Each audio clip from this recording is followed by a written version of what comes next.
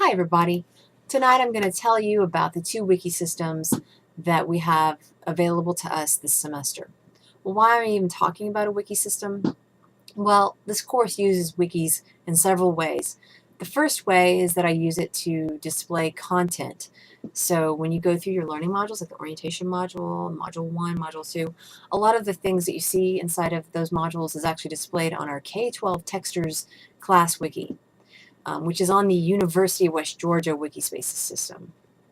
So that's why when you look at the top of every module, it says, don't forget, if you have trouble seeing content throughout this module, make sure you're logged in at the same time to the University of West Georgia Wiki system. And that's what I call the annoying glitch.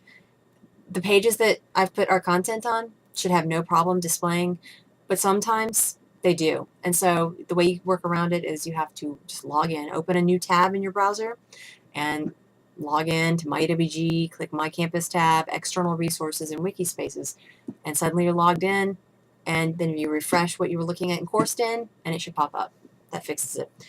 That's the annoying glitch. We've had a ticket open for a year and a half, and I guess they're still working on it, but I don't really know. But this is how we get around it. All right, so we've got these two systems, and the reason why I'm talking about it is not only because I display content in the class, but also because you're going to build a wiki for your final portfolio. We call it the final portfolio, but really you start it in the very beginning of the class. It's more like your ongoing portfolio that you build over the next 15 weeks, or if it's a summer session, 6 weeks. So you build it all throughout the semester. And so you have to make that decision right now. Do I make a UWG wiki, or do I make a public ad-supported Wikispaces wiki? And so each one comes with different powers and different possibilities. They're really the same. They're the same software, online web-based software, but as a UWG student, you can make your wiki private with no problems. It's definitely ad-free, and you can have as many wikis as you want. So it's really the private thing, because making a wiki private on the outside one costs $5 a month. Or on the outside one, if you tell them that you're using it for K-12 teaching purposes, which is up to you, it's your decision if you want to tell them that. And I have several on the outside that I have done that with, because of the way I interpret what they mean by that. Then that will also give you a private wiki. So you can get a private wiki on the outside as long as you go through their K-12 teacher route. Though they give them free to people that do K-12 teaching related work. Okay, so let me quickly go through these lists. I've kind of talked about both of the systems a little bit, but to get into the UWG Wikispaces system, you have to log in through MyUWG, and I give you the steps on how to do that. All wiki addresses end in wiki.wesca.edu. Our class wiki's on this University of West Georgia domain, and so can yours be. Again, unlimited, ad-free, and private, because the university's paying for it. They've subscribed to the service. You may not be able to access your wiki built on the UWG system after you've graduated. Although, there is an option now where you can actually get an alumni login. You contact the DDC, Matias Mataburo right now will help you with that.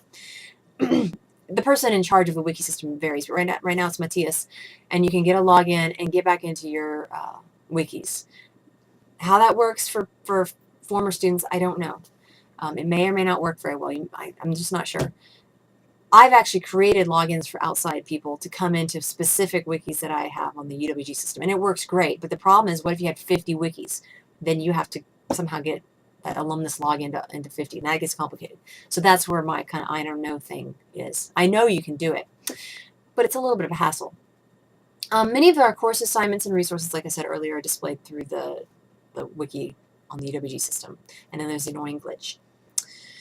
In terms of the public ad-supported Wikispaces system, I probably even have more wikis out there than I do on the UWG one. I love both of them, both systems, but you go log in a different spot. Your wiki addresses will end in wikispaces.com. It may still be ad-supported. I can't remember. They may have changed that. But used to, you'd have a little panel of ads on the side because it's a free service, so they have to pay for themselves somehow. Or you would have to get it ad-free if you attest that you're using your wiki for K-12 teaching purposes, which to me, you're a teacher educator, you're a future teacher, you're in teacher education. The things that you do revolve around K-12 education and your preparation for it.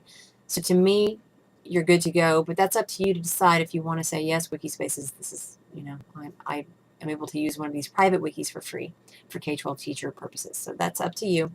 And then you can definitely access your wiki even after you leave UWG. So that's kind of what we're looking at.